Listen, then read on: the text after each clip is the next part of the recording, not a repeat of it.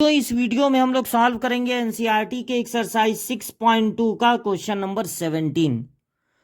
Prove that function f given by f x. देखिए एक function दिया है f x equal to log mod में cos x is decreasing on this interval and increasing on this interval.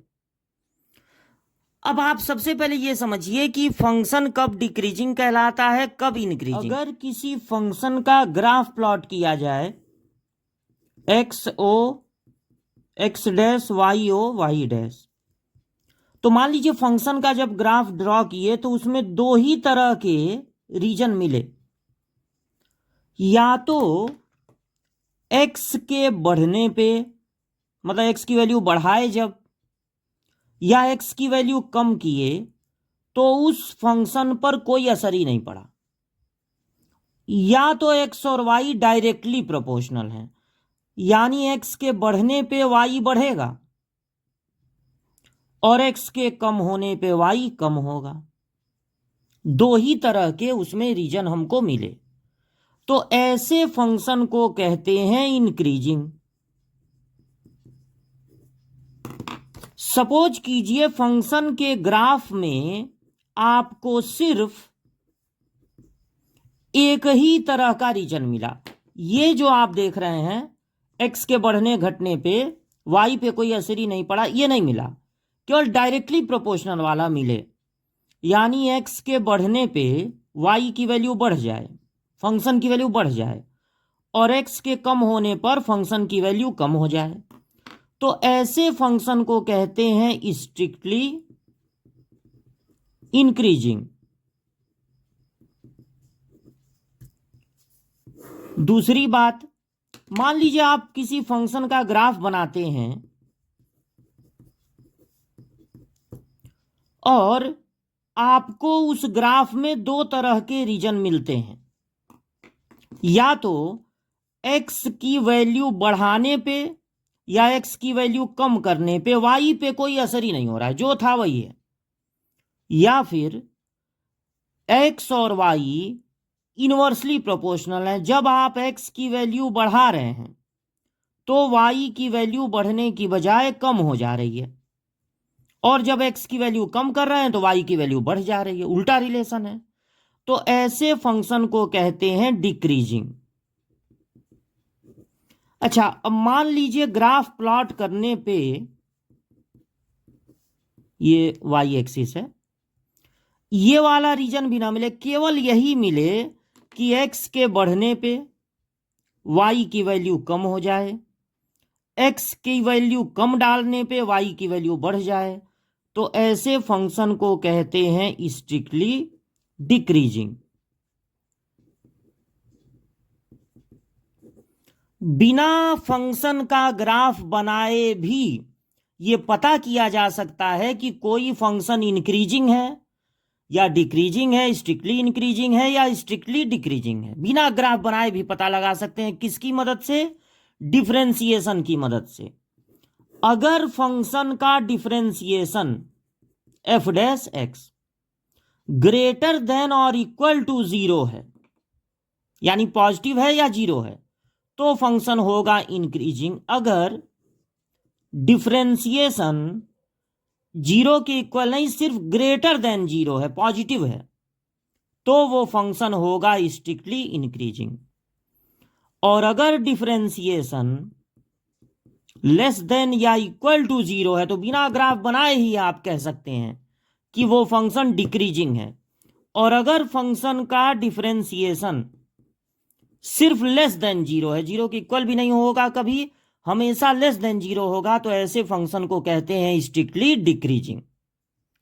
तो अगर ये पता लगाना है कि ये फंक्शन कब इंक्रीजिंग है कब डिक्रीजिंग, तो इसका डिफरेंशिएशन करना होगा।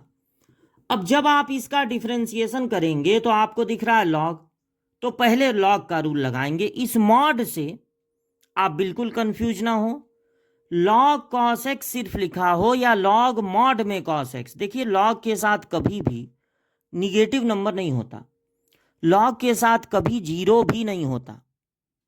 तो अगर लॉग कॉस एक्स, लॉग के साथ कॉस एक्स लिखा है, तो मॉड लगा हो या न लगा हो वो तो मॉड में रहेगा ही, क्योंकि लॉग के साथ कभी निगेटिव नंबर रहता ही नहीं। बल्कि हम लोगों को कसम खा लेना चाहिए कि लॉग के साथ कुछ भी लिखो मॉड में ही लिखो। तो मॉड रहे न रहे लॉग के साथ, इस पर आपको ध्यान नहीं देना है। लॉग के साथ जो चीज़ मॉड में नहीं लिखी है वो उसमें भी समझिए मॉड है, क्योंकि लॉग के साथ कभी निगेटिव नंबर नहीं होता, यहाँ तक कि जीरो भी नहीं होता। लॉग के साथ हमेशा एक पॉजिटिव नंबर ही होता है। तो लॉग एक्स का पहले फॉर्मूला लगेगा 1/x। अब लॉग को छुपा लीजिए तो दिख रहा है कॉस एक्स। कॉस एक्स का डिफरेंशिएशन होता है माइनस साइन एक्स। अब माइनस मिला और साइन बाई कॉस होता है 10, यानी डिफरेंशिएशन आपको मिला 10x। अब जो पहला इंटरवल आप दिए हैं 0 इन 0,π/2, यानी कि फर्स्ट क्वाड्रेंट, 0π/2 मतलब कि फर्स्ट क्वाड्रेंट। फर्स्ट क्वाड्रेंट में ये जो हमारा 10x है वो पॉजिटिव होता है, क्योंकि फर्स्ट क्वाड्रेंट में सारी ट्रिग्नोमेट्री पॉजिटिव ही होती है। तो -10x कैसा होगा? हमारा तो -10x आया है, -10x तब निगेटिव होगा। इसका मतलब जो फंक्शन है, फंक्शन का डिफरेंशिएशन है जो कि -10x है, वो निगेटिव होगा, यानी लेस देन 0 होगा। यानी ये फंक्शन होगा स्ट्रिक्टली डिक्रीजिंग। भले वो डिक्रीजिंग कहा है लेकिन ये स्ट्रिक्टली डिक्रीजिंग होगा। डिक्रीजिंग स्ट्रिक्टली डिक्रीजिंग जरा सा फर्क होता है, लेकिन बुक वाले इतना ध्यान नहीं दिए हैं, पता नहीं क्यों नहीं दिए हैं, उनको देना चाहिए था।